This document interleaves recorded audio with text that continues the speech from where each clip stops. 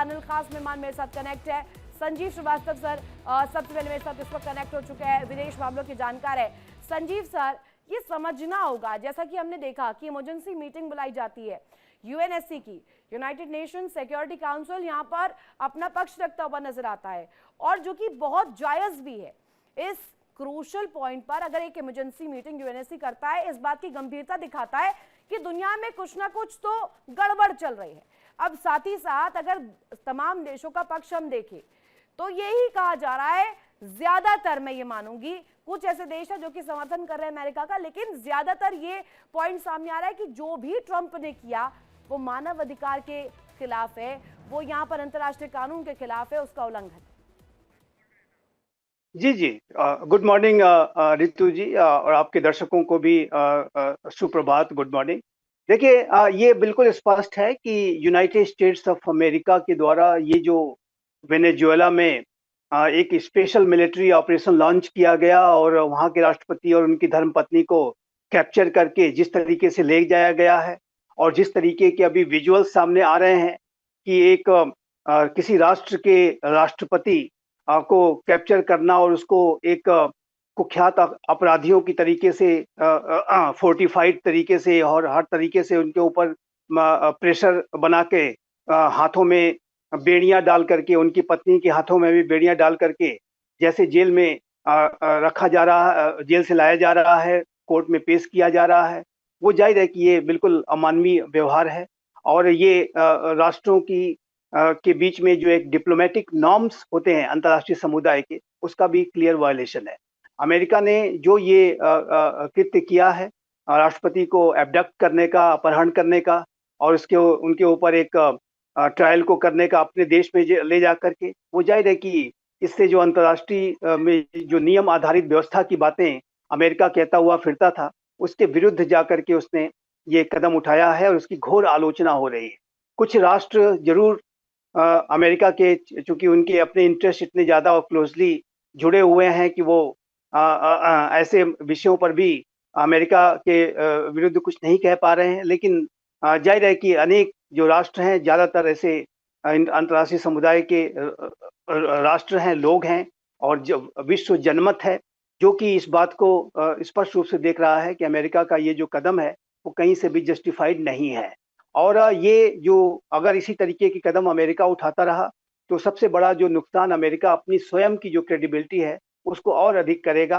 पहले से ही राष्ट्रपति डोनाल्ड ट्रंप की जो आर्थिक आक्रामकता वो लगातार बढ़ती जा रही थी। टैरिफ का जो उन्होंने एक अक्रॉस द बोर्ड उन्होंने जिस तरीके से टैरिफ इम्पोज किया, अपने पड़ोसियों को नहीं छोड़ा, अपने एलाइज को नहीं छोड़ा, अपने पार्टनर्स को, और आप यहाँ पे बहुत स्पष्ट तरीके से बता भी रहे हैं कि वर्ल्ड ऑर्डर में अभी फिलहाल तो वेनेजुएला की स्थिति पर चर्चा तो बहुत तेज है, और चर्चा इस बात को लेकर की जा रही है कि ट्रंप ने जो किया उस एक्शन का रिएक्शन होना कैसा चाहिए, किस इंटेंसिटी के साथ होना चाहिए।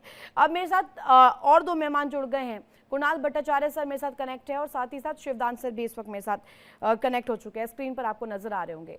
सबसे पहला सवाल अब कुणाल सर से मैं लेना चाहूंगी। कुणाल सर, मैं अगर बात करूं रशियन कॉल की, तो इस पूरी स्थिति पर यूएनएससी में रशिया के जो यहाँ पर प्रतिनिधि पहुंचे थे, रशियन परमानेंट मेंबर जो पहुंचे थे, वासिली नेबेंजिया, जो जाकर के इस बात को रखते हैं कि ये जो कॉल है, ये जो अमेरिका ने किया है, ये कोई ऐसा वैसा कॉल नहीं है, ये सीधे सीधे सशस्त्र आक्रमण है वेनेजुएला पर। देखिए, सारे दुनिया अभी बांट चुके हैं दो हिस्सों में, लेकिन मेन अमेरिका का सपोर्ट कर रहा है इजराइल और अर्जेंटीना।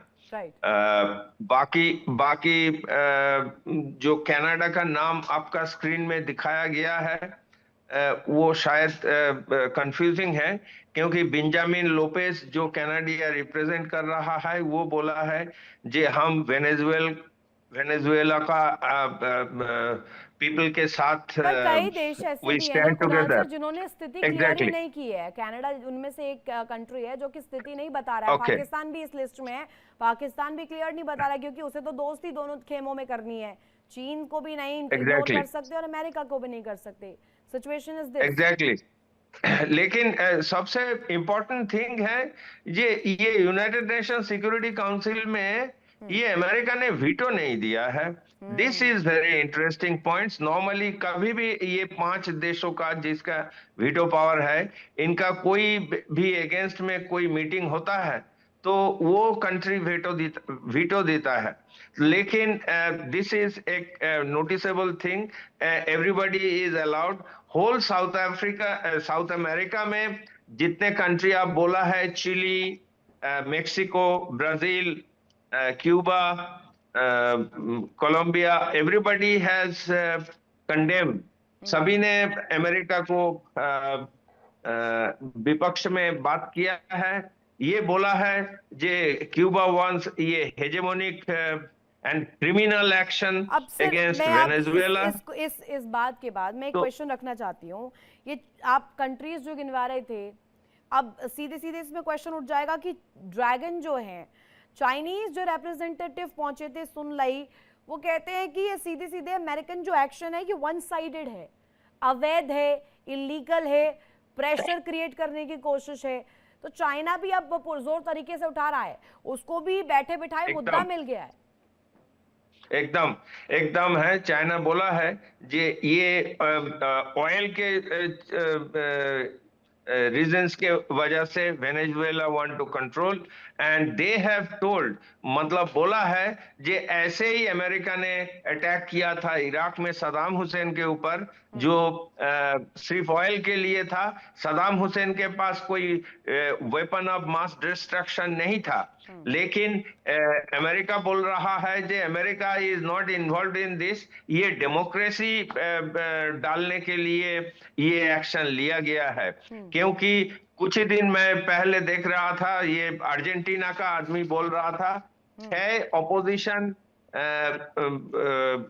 कैंडिडेट जो था ये प्रेसिडेंट का, उन्होंने असाइलम मांगा था अर्जेंटीना में। And there democracy is July जो 24 में जो इलेक्शन हुआ था वो गड़बड़ वाला है, मतलब वो इलेक्शन टेम्पर्ड किया हुआ है। सो डेमोक्रेसी बचाने के लिए अमेरिका ने वेनेजुएला पर अटैक किया है। ये हास्यकर है, लेकिन ब्राजील का बोला है जे south America is a very peaceful area. यहाँ पे ये अगर इतना पीसफुल था होता कुणाल सर, तो ये तस्वीर ही नहीं आती। ये बहुत हास्यास्पद हो जाता है कि आप एक तरफ कई देश जो है ये दावा करते हैं कि साउथ अमेरिकन कंट्रीज जो है, साउथ अमेरिका जो है वो बहुत ही ज्यादा कहा जाए तो पीसफुल प्लेस है to be in, to be with, and साथ ही साथ ये पूछा जाता है कि अब what's the reaction of the countries in the west side, in the east side, different parts में। सेंटर में जो हो रहा है वो हम देख रहे हैं, यूरोपीय कंट्रीज अलग रिएक्ट कर रही हैं, वेस्ट कंट्रीज अलग रिएक्ट कर रही हैं, ईस्ट कंट्रीज अलग रिएक्ट कर रही हैं। शिवदान सर, लेकिन इसमें सामने आता है कंगालिस्तान पाकिस्तान। पाकिस्तान तो ना तो 9 में है, ना 11 में है, ना 12 में है, ना 13 में है। वो सब जगह रहना चाहता है। वो चाहता है कि चीन से भी बनी रही चीजें, अमेरिका से भी बनी रही चीजें, तो अपना एक स्ट्रॉन्ग फोर्स रखता ही नहीं है। हम यूएनएससी में भी देखते हैं, वो कहता है कि जांच करा ली जाए, इस बात को सही से रखा जाए। यही होना चाहिए क्या? मानव अधिकार कुछ है नहीं क्या? अब राष्ट्रपति है, उनको पकड़ लिया जाए, होस्टाइल बना दिया जाए, इससे बड़ी बात क्या होगी? देखिए, पाकिस्तान एक मौका परस्त देश है। वो अमेरिका की सपोर्ट से ही, उसने पिछले लंबे समय से अमेरिका की सपोर्ट से ही वो अपने को इस क्षेत्र में अपने को बड़ा सैन्य शक्ति वाला दिखा रहा है। जितने भी उसकी जो अभी जब भी उसको दिवालियापन हुआ है तब अमेरिका ने उसको बेल आउट कराया है, आईएमएफ से लोन दिलवा करके और आर्थिक सहायता दे करके, और अमेरिका उसको एक इस तरह का एक सैन्य ठिकाने की तरह इस्तेमाल करता है जैसे कि उसका कोई बेस हो वहां पर, जैसे कि अफगानिस्तान के खिलाफ उसने अमेरिका पाकिस्तान बनाया था। और जब ईरान और इजराइल के संबंध खराब हुए थे, उस वक्त भी पाकिस्तान को अमेरिका बेस बना करके ईरान पर हमला करना चाह रहा था। तो इस प्रकार से पाकिस्तान अमेरिका के कब्जे में है। एक प्रकार से पाकिस्तान अमेरिका का एक ओपनिंग से एक तरह का गुलाम कंट्री की तरह मैं कह सकता हूं कि गुलाम कंट्री है पाकिस्तान अमेरिका का। इसलिए पाकिस्तान कभी भी अमेरिका की बुराई नहीं करेगा। वो बिल्कुल बुराई तो तटस्थ चीन रहेगा की भी अमेरिका नहीं के कर रहा मामले है ना, में। दिक्कत तो यही है, बुराई तो चीन की भी ये नहीं कर क्योंकि रहा ऐसा है, है, करनी है तो चीन की पुरजोर तरीके से इस सीपीईसी, बात को रखे कि भैया हमें तो सीपीईसी चाहिए या हमें पासनी पोर्ट चाहिए, चाहिए दोनों उन्हें। उसकी आर्थिक दशा इतनी खराब हो चुकी है कि जो भी देश उसको आर्थिक मदद कर रहा है उसकी बुराई नहीं करेगा। चीन एक प्रकार से आर्थिक उसके रिसोर्सेज पर चीन ने ऑलरेडी कब्जा कर लिया है, और जिस प्रकार श्रीलंका में हुआ था उसी प्रकार से अब चीन पाकिस्तान में भी कर रहा है। चीन, आपको याद है कि बलूचिस्तान में सबसे बड़ा जो विद्रोह का कारण यही है कि चीन ने वहां के जितने भी रिसोर्सेज हैं वो सब पे कब्जा कर लिया है, और वहां के लोकल पब्लिक के लिए कुछ नहीं कर रहा है। और इस प्रकार से जब कोई देश अपनी आर्थिक स्वतंत्रता खो देता है तो उसकी यही स्थिति होती है जो आज पाकिस्तान की हो रही है। ठीक है, इसलिए पाकिस्तान ने यानी कि संयुक्त राष्ट्र पाकिस्तान में जो है जो कर रहा है वो एक कहा जाए तो एक ऐसी डिप्लोमेटिक पॉलिटिक्स है जो कि वो अपनी देश को आर्थिक संकट से, आर्थिक जो मजबूरी है उसके तहत कर रहा है, जो उसकी कहा जाए तो मंशा नहीं है लेकिन करना पड़ रहा है ताकि देश हित के लिए एक इमेज प्रेजेंट हो सके, एक ऐसी तस्वीर हो सके कि हम अपनी फाइनेंशियल कंडीशंस को बूस्ट अप करने के लिए कर रहे हैं। ठीक है संजीव सर, अब आपसे ये जानना चाहूंगी, वेनेजुएला के एम्बेसडर है सैमुअल रोनाल्डो मोकांडा, वो ये बात रखते हैं कि यहाँ पर जो तस्वीर आई है वेनेजुएला पर 3 तारीख को जो कुछ हुआ वो हम देखते हैं साल नया था लेकिन ट्रंप के मंसूबे नहीं थे। ट्रंप तो बहुत पहले से इस मंसूबे के साथ आगे बढ़ रहे थे। 2024 की जो तस्वीर है वो मैं याद जरा दिलाना चाहूंगी, उस दौरान भी बड़ी बुरी तरीके से वॉर्न किया था मादुरो को, और साल जब शुरू हुआ 2025 तो अंत आते आते तक तो सेफ पैसेज देने तक की बात सामने आ गई। लेकिन अब सवाल ये उठता है कि जब अमेरिकन एम्बेसडर जाकर के यूएनएससी की इमरजेंसी मीटिंग में ट्रंप को बूस्टअप देते हैं, ट्रंप को डिफेंड करते हैं, और दूसरी तरफ वहां के न्यूयॉर्क के अगर मैं मेयर की बात करूं, ममदानी की बात करूं, वो अपोज करते हैं, तो यानी कि अमेरिका में भी 2 अलग अलग पक्ष है। तो is America under pressure Sanjeev sir? देखिए सर, निसंदेह ये अमेरिका के अंदर भी उनकी आलोचना हो रही है। ममदानी तो न्यूयॉर्क के मेयर के तौर पर जाहिर है कि उन्होंने अपना अपोजिशन व्यक्त किया है, लेकिन साथ ही साथ मैं ये भी देख रहा था कि डेमोक्रेटिक पार्टी के जो बड़े टॉप लीडर्स हैं वो भी उसकी आलोचना कर रहे हैं, और यूनाइटेड स्टेट्स ऑफ अमेरिका के अंदर भी इस बात को लेकर के एक गहरा असंतोष है कि हम जब पूरे विश्व में जाकर के ये कहते हैं डेमोक्रेसी और rules based order, international law इत्यादि इत्यादि, और उसको हम यदि खुद वायलेशन कर रहे हैं तो अमेरिका की छवि कैसी विश्व में जाएगी। और इसको लेकर के जो अमेरिका का जो पॉलिटिकल एस्टेब्लिशमेंट है उसके अंदर एक व्यापक असंतोष है, और राष्ट्रपति डोनाल्ड ट्रंप के संदर्भ में तो अमेरिका के अंदर वैसे भी एक गहरा असंतोष वहाँ पे रहता है, चाहे उनकी टैरिफ की पॉलिसी हो, चाहे वो उनकी माइग्रेशन की पॉलिसी हो, या अब इस तरीके का जो एक्शन कि जिसमें कि वो अभी मैं ये देख रहा था कि यूएनएससी की जो बैठक हुई है उसमें यूएस के जो एम्बेसडर हैं जो यूएनएससी में, उन्होंने इसको कहा है कि एक सर्जिकल लॉ इन्फोर्समेंट ऑपरेशन। अब बताइए ये जो लॉ इन्फोर्समेंट ऑपरेशन है वो अमेरिका अपने देश के अंदर करेगा या पूरी दुनिया का वो सिपाही का दरोगा बन करके कार्रवाइयां करेगा? आखिर अमेरिका को हक किसने दिया इस तरीके का ऑपरेशन करने का, लॉ इन्फोर्समेंट करने का? ये तो लॉ इन्फोर्समेंट करने का काम तो यूनाइटेड नेशंस का है। ये तो यूनाइटेड नेशंस सिक्योरिटी काउंसिल में क्या कोई रेजोल्यूशन पास हुआ था कि ये स्ट्राइक कंडक्ट की जाए? यूनाइटेड नेशंस ऑर्गेनाइजेशन किस लिए बना है? यूएन लेड चार्टर की जो विश्व व्यवस्था किस लिए बनी है? कोई राष्ट्र अगर ऐसे ही दरोगा वाली कार्रवाई करना शुरू कर दे तो कल को रशिया यदि जेलेंस्की को उठा ले जाए वहां से, यूक्रेन से, तो अमेरिका कैसे रोकेगा? या चाइना अगर ताइवान के राष्ट्रपति को उठा ले जाए तो अमेरिका उसको रोक पाएगा क्या? या कह पाएगा क्या कि आपने रूल्स बेस्ड ऑर्डर को वायलेट किया है? क्यों कह रहे हैं कि it's not war against Venezuela और war against the people of Venezuela? ये बात क्यों कह रहे हैं कि डिफेंड क्यों कर रहे हैं? ठीक है, वहां पे आप लोगों के पास मजबूरी है, अब ट्रंप ने कर दिया है। अब आप देखिए इस बात की गंभीरता को भी समझा जाना चाहिए। एक वेकेशन हाउस से, मारे लागो से, फ्लोरिडा से प्रेस कॉन्फ्रेंस करते हैं, व्हाइट हाउस भी नहीं जाते हैं, वहां से प्रेस कॉन्फ्रेंस करके सीधे सीधे ऐलान कर देते हैं कि हमने एक ऑपरेशन चलाया था एब्सोल्यूट रिजॉल्व। अब ये ऑपरेशन आपने चला दिया, आपने सेनेटर्स को नहीं बताया, अमेरिकन कांग्रेस को नहीं बताया, किसी को भी इसके लिए कहा जाए तो राजी नहीं किया। लेकिन ये जो ऑपरेशन है, सबसे बड़े सवाल तो उनको लेकर के उठ रहे हैं कि जो डिफेंड कर रहे हैं। अब मार्को रूबियो हो या वहां के एम्बेसडर्स हो, क्या उनको अंदर खाने नहीं पता कि जो ये हुआ है ये सुपर पावर की गरिमा पर भी बड़ा चोट है? अब देखिए, Marco Rubio secretary of state हैं, और यदि वो राष्ट्रपति ट्रंप के बारे में एक शब्द भी अगर वो कह दें तो अगले दिन वो सेक्रेटरी ऑफ स्टेट नहीं रहेंगे, ये बात भी स्पष्ट है। और वो डोनाल्ड ट्रंप इस तरीके के लोगों को ही आसपास रखते हैं कि जो कि उनके हाँ में हाँ मिलाएं, दिन को दिन कहें, रात को रात कहें, या जो भी वो रात को दिन, दिन को रात कहें, या जो भी वो कहना चाहें वो कहें। वो जो तुमको हो पसंद वही बात कहेंगे वाली मानसिकता के साथ डोनाल्ड ट्रंप चलते हैं। सिर्फ वो लॉयलिस्ट को ही आसपास रखते हैं। हमने ये देखा था कि पिछले ट्रंप एडमिनिस्ट्रेशन जो पहला कार्यकाल था, उस दौरान भी उन्होंने कई बार अपने नेशनल सिक्योरिटी एडवाइजर्स को बदला, कई बार उन्होंने अपने विदेश मंत्री को बदला, आए दिन वहां पे इस्तीफे होते रहते हैं।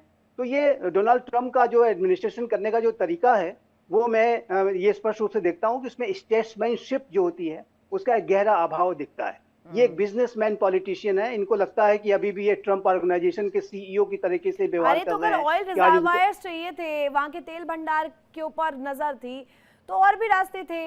अब इस तरीके से हाईजैक कर लेना, नार्को टेररिज्म का हवाला देना, ड्रग तस्करी का हवाला देना, राष्ट्रपति को पकड़ लेना, बंधक बना लेना, ये सब कहाँ से जायज है? आपके पास बहुत सारे जरिए थे, आप सुपर पावर थे, कैसे भी डिप्लोमेटिक प्रेशर बना सकते थे। लेकिन ये हॉस्टाइल बनाने वाली रणनीति क्या है? देखिए, अल्टीमेटली इसका जो खामियाजा है वो यूनाइटेड स्टेट्स ऑफ अमेरिका को ही भुगतना पड़ेगा, इसमें कोई दो राय नहीं है।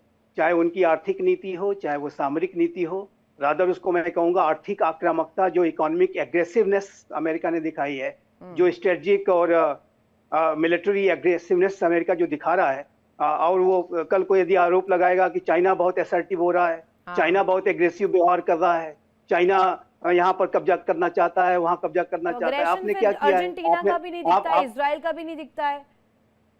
एग्रेशन तो फिर सारे देशों का देखना चाहिए। इजराइल और अर्जेंटीना, इजराइल का तो आप जानते हैं कि उसकी जो पूरी सिक्योरिटी है वो अमेरिका के ऊपर ही आश्रित है। इजराइल अकेले से कोई बड़ा युद्ध नहीं लड़ सकता, ये बात भी बिल्कुल स्पष्ट है। तो इजराइल को तो अमेरिका को साथ में अमेरिका के साथ रहना ही होगा, और अमेरिका चाहे जो भी करे, इजराइल उसके खिलाफ नहीं जाएगा, ये बात बहुत स्पष्ट है। एक ऐसा राष्ट्र जो कि चारों तरफ से सेक्रेटरी है। कुणाल सर से मैं एक बात जानना चाहूंगी। कुणाल सर, यूएन सेक्रेटरी है एंटोनियो गुटेरेस यूएन के, वो अपनी इसमें दलील रखते हैं, एक बात रखते हैं, कहते हैं कि this is not according to the laws of the international panel, according to the कहा जाए तो situation which we can work with. ये ग्लोबल फ्रंट पर एक तस्वीर ऐसी पेश करते हैं जिससे कि कहीं ना कहीं स्थिति खराब हो सके। और शायद कुणाल सर का फ्रेम चला गया है, शिवदान सर का रुख कर लेती हूँ। शिवदान सर, एंटोनियो गुटेरेस के इस बयान को लेकर आप क्या कहेंगे? इसे लीगल ही नहीं बताया है, कहा है कि दिस इज नॉट राइट। देखिए, ऐसा है कि अमेरिका में बहुत से ऐसे मेजॉरिटी लोग ऐसे हैं जो सच्ची बात को सच्ची बोलते हैं, क्योंकि वो वहां पर प्रॉपर प्रजातंत्र है। इसलिए उन्होंने ये सही कहा है, क्योंकि अंतर्राष्ट्रीय कानून के हिसाब से कोई भी देश किसी देश के राष्ट्रपति का इस तरह अपहरण नहीं कर सकता है। ज्यादा से ज्यादा उन्होंने संयुक्त राष्ट्र संघ में जाकर शिकायत करनी चाहिए थी, इस तरह से ड्रग ट्रैफिकिंग कर रहा है ये देश, और इस पर प्रतिबंध लगाए जाने चाहिए, और वहां जाके इसको सिद्ध करना चाहिए था कि वाकई ये ड्रग ट्रैफिकिंग कर रहा है वेनेजुएला। तो ये टोटली ट्रंप की दादागिरी है। उन्होंने ये किया है कि वहां के क्षेत्रीय जो छोटे छोटे देश है उनको टेरराइज करने की कोशिश की है। उन्होंने इसी में कोलंबिया, मैक्सिको, क्यूबा को तीनों को धमकी दी है कि वो तीनों के तीनों ड्रग ट्रैफिकिंग कर रहे हैं और उनके खिलाफ भी ऐसा एक्शन हो सकता है। एक प्रकार से लैटिन अमेरिका में ये ट्रंप जो है इतना आतंक फैलाना चाहते हैं, एक प्रकार से वो सारे के सारे उनके गुलाम, आर्थिक रूप से गुलाम देश बन जाएं। और अच्छा, इसको पूरा जो लेकर एक और आर्थिक संसाधन क्वेश्चन उठ है जाएगा। फिर रुकिए कुणाल सर, मैं आपसे जान लेती हूँ, ये रशिया को लेकर की जब बात सामने आई थी, मैंने ही अपने बुलेटिन में इसको ब्रेक भी किया था खबर को, जिसमें रशिया जो है वो आर्थिक तौर पर, सैन्य तौर पर, आर्टिलरी फॉर्म में बूस्टअप देने वाला था वेनेजुएला को, ये बात सामने आई थी। हालांकि वो खुद से अगर तस्वीर अगर पेश करे, खुद भी यूक्रेन के साथ जंग में है, लेकिन अभी वेनेजुएला के सपोर्ट में कम से कम आया तो था। तो क्या ये महाशक्तियों का टकराव नहीं हो गया वेनेजुएला की फील्ड को चूज करके?